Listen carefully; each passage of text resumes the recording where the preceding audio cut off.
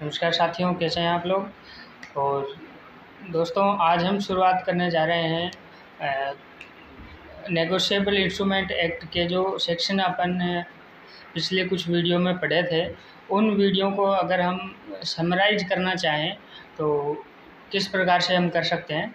तो आइए दोस्तों, एक बार इस ब्रीफ को एक बार हम देख लेते हैं, और जिसमें हम नेगोशिएबल इंस्ट्रूमेंट एक्ट के ये जो भी अपने सेक्शन है 138 से और आगे लास्ट जैसा हमने देखा था समन को तामील करवाने की रीति तक, जो प्रक्रिया होती है वहाँ तक। तो एक बार दोस्तों इसमें हम कंप्लीट ही देखेंगे कैसे क्या प्रोसीडिंग रहती है 138 के मामले में, चेक के मामले में।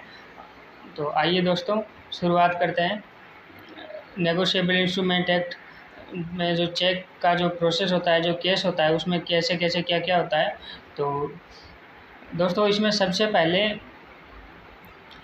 जो प्रोसेस होता है तो वो ये रहता है कि सबसे पहले एक चेक लिखा जाता है। चेक जो लिखता है उसको अगर अपन केस के अकॉर्डिंग देखा जाए तो जो केस चेक लिखता है, जिसका चेक बाउंस होता है, उसको अभियुक्त कहते हैं। और जिसके फेवर में चेक लिखा जाता है, जिसको चेक प्राप्त होता है, उसको परिवादी कहते हैं। तो इन दो वर्ड के अकॉर्डिंग ही अपन चलेंगे इस पूरे वीडियो में। तो इसमें सबसे पहले जब अभियुक्त परिवादी को चेक देता है तो उस चेक में कुछ अमाउंट लिखी जाती है, और वो चेक उसके किसी दायित्व को पूरा करने के लिए लिखा जाता है।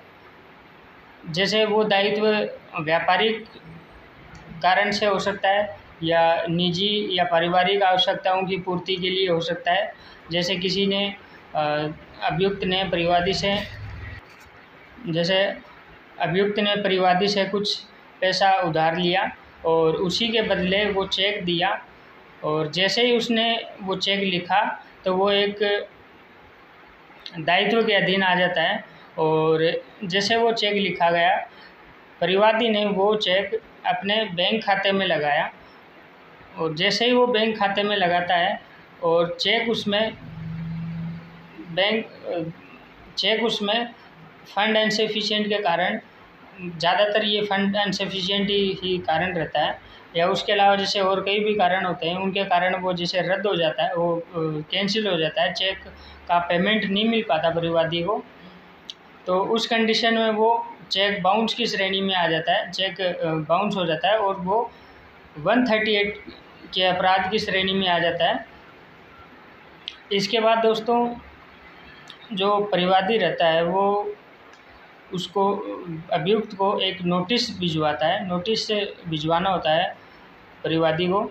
उस नोटिस में चेक की डिटेल और किन कारण से वो पैसा लिया गया था, पारिवारिक या व्यावसायिक या अन्य किसी कारण से लिया गया था, वो उसमें नोटिस में हमें परिवादी को बतानी होती है।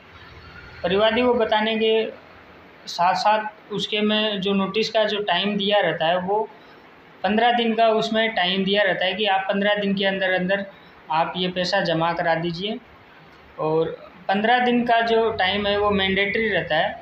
और जो अपन को नोटिस देना होता है, जो परिवादी जो नोटिस देता है, वो चेक बाउंस से 1 माह के अंदर अंदर अपन को ये नोटिस देना रहता है। और उसके बाद 15 दिन में उसको 15 दिन का उसको समय दिया जाता है अभियुक्त को।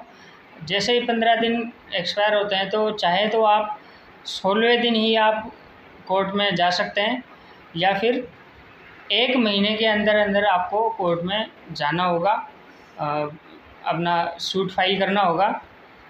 फिर उसके बाद दोस्तों कोर्ट में फ़ाइल चली जाती है। और फाइल भी कैसे जाती है, उसमें सबसे पहले अगर मैं फ़ाइल का फॉर्मेट बताऊं तो सबसे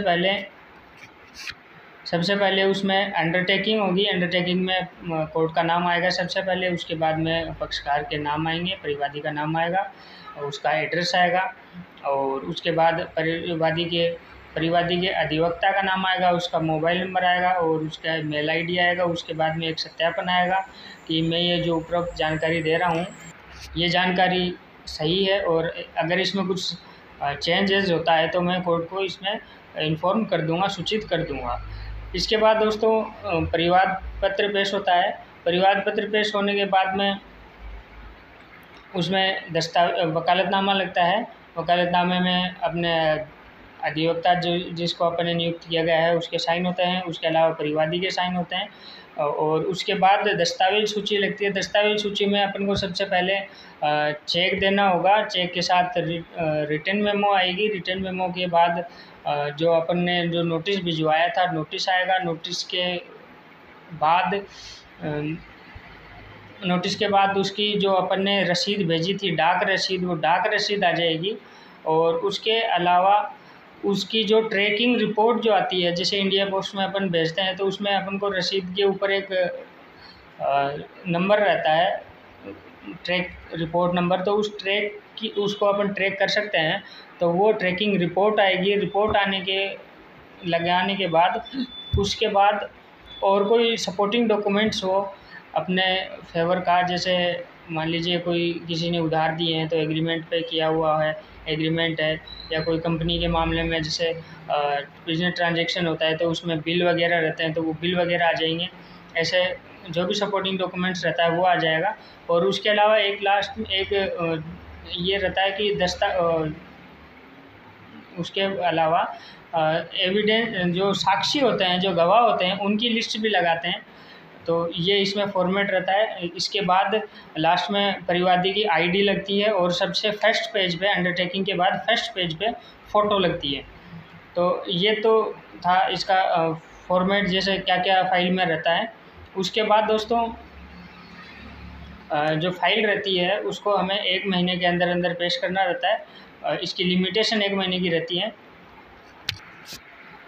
और अगर परिवादी इसमें अगर लेट भी होता है तो कोर्ट को अगर अपन सेटिस्फाई कर देते हैं कि इस कारण से लेट हो गया मैं, तो इसमें डिले कंडोन की एक एप्लीकेशन भी लगाई जाती है परिवादी अधिवक्ता की ओर से। तो उसमें अपना जो भी कारण रहता है वो मेंशन करना रहता है। इसके बाद दोस्तों जैसे ही हम फाइल पेश करते हैं उसके बाद में कोर्ट एक बार रिपोर्ट के लिए, मतलब फ़ाइल को चेक करने के लिए एक बार टाइम देता है। वो टाइम कोर्ट के ऊपर रहता है कि कोर्ट के ऊपर डिपेंड रहता है कि वो टाइम कितना देता है। कई जो जहाँ ज़्यादा केसेस रहते हैं, जहाँ कोर्ट बिजी रहता है, वहाँ 3-4 दिन का टाइम लग जाता है, या कई बार नेक्स्ट डे भी दे दिया जाता है। जैसे ही नेक्स्ट डे होता है उसके बाद में कॉग्निजेंस के लिए आर्ग्यू हो जाता है। कॉग्निजेंस के लिए आर्ग्यू जो होता है उसमें परिवादी अधिवक्ता रहता है, उसको कोर्ट की केस की कोर्ट को ब्रीफ बतानी रहती है कि ये चेक था, इसलिए दिया था, हमने ये भेजा, उसके बाद में ये हुआ। मतलब ये मान लीजिए एक तरीके से ये मान लीजिए इसमें फर्स्ट आर्गुमेंट होते हैं। इसमें कोर्ट को परिवादी अधिवक्ता अपना केस बताता है और जैसे ही कोर्ट संतुष्ट हो जाती है, उससे सेटिस्फाइड हो जाती है, तो उसमें कोर्ट कॉग्निजेंस लेके परिवादी अभियुक्त के खिलाफ समन इशू करती है। समन इशू जैसे करती है तो समन इशू का 1 महीने का फिक्स टाइम रहता है। 1 महीने के अंदर अंदर उसको पहुंच जाने चाहिए। जैसे ही वो पहुंचते हैं 1 महीने के अंदर पहुंच जाने से मतलब ये है कि जैसे ही उसको पहुंचते हैं उसको पहुंचने में और जो नेक्स्ट डेट रहती है जब वो कोर्ट में अपीयर रहेगा उसमें 1 महीने का टाइम होना चाहिए।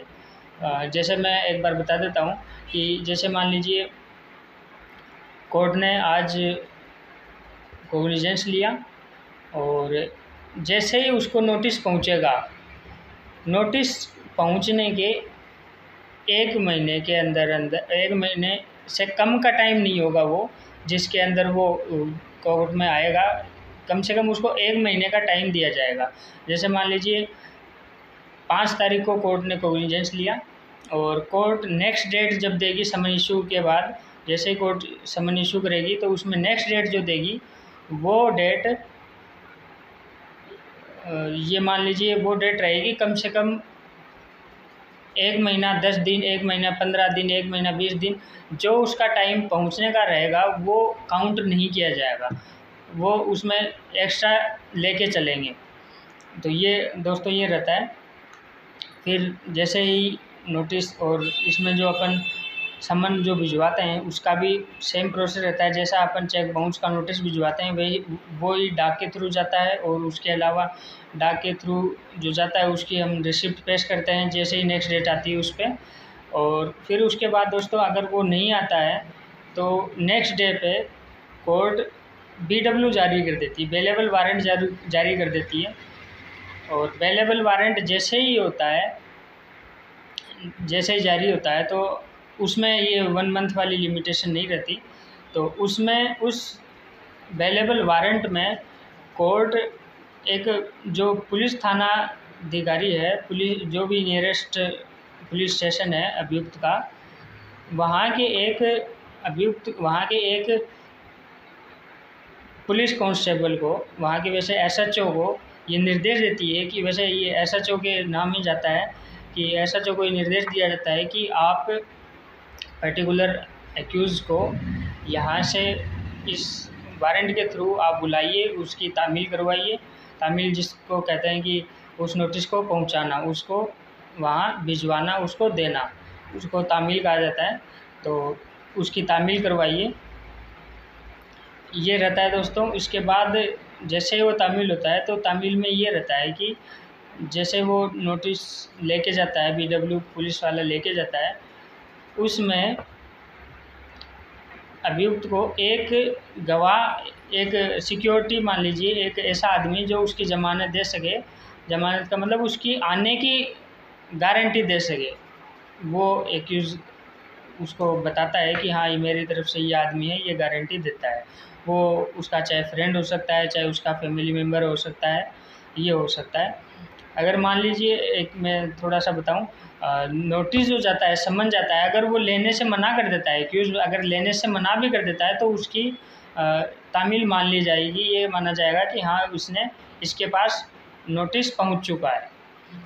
फिर इसके बाद में दोस्तों जैसे ही अभियुक्त आता है कोर्ट में, वो सबसे पहले बेल करवाता है उसकी खुद की, मतलब बेल करवाने के बाद जो परिवादी रहता है, परिवादी को एक एप्लीकेशन लगानी होती है। जैसा कि हमने पहले एक बार वीडियो में बात की थी, 143A 143A की एप्लीकेशन होती है, वो इंटरिम कंपनसेशन की होती है, वो लगाई जाती है। और उसमें जैसे ही कोर्ट को लगता है, उसमें 20% का प्रोविज़न रहता है, 20% की अमाउंट कोर्ट दिला सकती है। वो कोर्ट के विवेक के ऊपर निर्भर रहता है कि कितनी अमाउंट दिलाती है कोर्ट। फिर दोस्तों उसके बाद एविडेंस में फ़ाइल आ जाती है। एविडेंस में ये रहता है कि जो परिवादी रहता है उसको कोर्ट में बुलाया जाता है। वो अपने बयान देता है कि इस मामले मतलब ये मामला कैसे कैसे हुआ था, कैसे परिवादी ने, अभियुक्त ने उससे पैसा लिया था, क्या स्टोरी थी, क्या चेक दिया था, कब दिया था, क्या था, इससे संबंधित बातचीत होती है। इससे संबंधित वो कोर्ट को बताता है। और उसी के बेस पे जो परिवादी, जो अभियुक्त का अधिवक्ता है, अभियुक्त का जो एडवोकेट है, वो परिवादी से क्रॉस एग्जामिन करता है। क्रॉस एग्जामिन में वो खुद के फेवर की चीज़ें जो भी रहती है वो उससे पूछता है क्वेश्चन के थ्रू। और फिर उसके बाद में बयान मुलजिम होते हैं। बयान मुलजिम में जो अभियुक्त रहता है वो अपना बयान देता है कि वो अपनी सफाई जो भी देना चाहे वो देता है। और एक उसके बाद प्रोसेस आता है साक्ष्य सफाई। साक्ष्य सफाई में दोस्तों वो जो भी उसके पास कुछ डॉक्यूमेंट्स वगैरह रहते हैं वो साक्ष्य सफाई में वो पेश कर देता है। फिर इसके बाद दोस्तों आता है फाइनल आर्ग्यूमेंट। फाइनल आर्ग्यूमेंट में केस से रिलेटेड जो भी चीज़ें रहती है, दोनों पक्षों को, अभियुक्त को और परिवादी को, जो भी उनको कहना रहता है वो सारी चीज़ें फाइनल आर्ग्यूमेंट में हो जाते हैं। और उसके बाद इससे संबंधित जो भी कुछ दस्तावेज होते हैं वो ले सकते हैं, वो मतलब लेके आ सकते हैं। और जैसे किसी भी पक्षकार को दूसरे पक्षकार से अगर कोई डॉक्यूमेंट्स निकलवाना है या लाना है, कोर्ट में पेश करवाना है, तो उसके लिए दोस्तों एक अलग से सेक्शन 91 की एप्लीकेशन लगाई जाती है। किसी भी पक्षकार को दूसरे पक्षकार से लेना है तो जिस पक्षकार को लेना है वो एप्लीकेशन लगाएगा सेक्शन 91 CRPC की। इसी के बेस पे अगर कोर्ट को लगता है कि हाँ ये डॉक्यूमेंट्स मंगाने लायक है, तो ये केस से रिलेटेड है, तो वो उस एप्लीकेशन को अलाउ करके और डॉक्यूमेंट या जो भी कुछ ऐसा चीज़ है, कोई एग्रीमेंट है या कुछ भी है, उसको मंगा सकता है। ये दोस्तों प्रोसेस रहता है। और फिर इसके बाद दोस्तों कोर्ट दोनों पक्षों की आर्ग्यूमेंट सुन के, फाइनल बहस सुन के, और कोर्ट ऑर्डर कर देता है। अगर जो उन ऑर्डर के बाद में जो भी पक्षकार इस फैसले से संतुष्ट नहीं है, तो वो अपील में जा सकता है। अपील का प्रोविज़न हम कभी आगे किसी दूसरे सेशन में करेंगे।